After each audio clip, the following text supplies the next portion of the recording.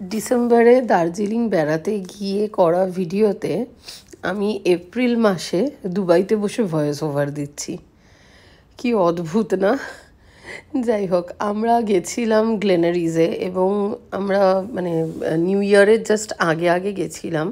তো দার্জিলিং অসম্ভব ভিড় ছিল। লাকিলি আমাদেরকে দাঁড়াতে হয়নি, আমরা ভেতরে একটা টেবিল পেয়ে গেছিলাম দুজনের জন্য।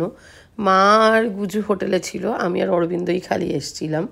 বাইরে বসার জন্যই সব থেকে বেশি ভিড় হয়, তার কারণ হচ্ছে বাইরে থেকে ভিউটা সুন্দর দেখা যায়। আর এই ঠান্ডার সময়টাতে আকাশ ক্লিয়ার থাকে, ফলে তখন আরও বেশি ভাল লাগে আর কি বাইরেটা বসতে। কিন্তু বাইরে খুব হাওয়া দিচ্ছিল, যার ফলে ভেতরে কিন্তু আরামটা বেশি ছিল। আমরা একটা ইংলিশ ব্রেকফাস্ট আর সসেজ প্ল্যাটার নিয়েছিলাম। সত্যি কথা বলতে খাবার খুবই ওভার হাইপড মনে হয়েছে আমাদের। রাত্রেবেলার এক্সপিরিয়েন্স কেমন হবে ডিনারে আমি জানি না। এদের ওপেন টেরাস আছে এবং লাইভ মিউজিক আছে, সেটা বলতে পারবো না। বাট এই যে ভিউটা অসম্ভব সুন্দর, সেটা নো ডাউট। আর ওপরের সেকশনটা বন্ধ থাকে সকালবেলায়, ফলে সেখান থেকে ভিউটা কীরকম বলতে পারবো না।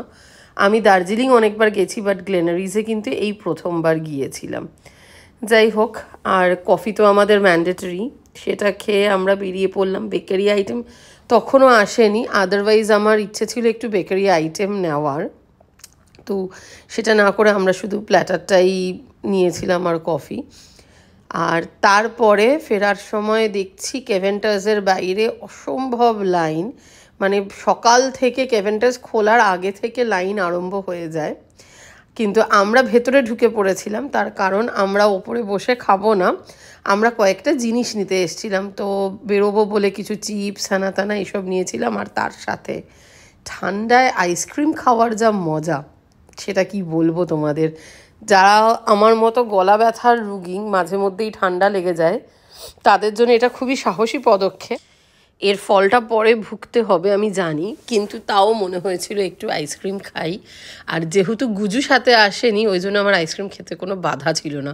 গুজু এলে ও খেতে চাইতো, তখন মনে হতো যে ওর আবার ঠান্ডা লেগে যেতে পারে। যাই হোক, তারপর এখান থেকে কিছু চিপস, চকলেট আর জল নিয়ে আমরা ফিরে গেছিলাম হোটেলে।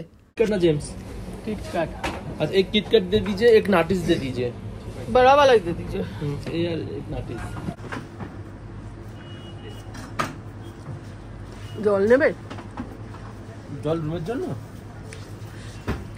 জল দিচ্ছি। বেরাবো তো, বেরোবো রাস্তা দিয়ে কিনে নেবো না, দুটো নিয়ে নেবো। বিসলারি পাবে কিনা জানি না। বিসলারি আছে এখানে, বিসলারি আছে, অ্যাকোয়াফিনা সব আছে। दो बिस्लरी का आइडिया दे दीजिए, नाटिस 2 दे दीजिए। अच्छा, ये किसका? ये किनले আছে তো। ওই বেগুনিটা কি? मॉफ वाला कौन सा है? बेली नहीं है ना, बेली खराब की, बेली दो दीजिए। बेली एरा शक्त হবে।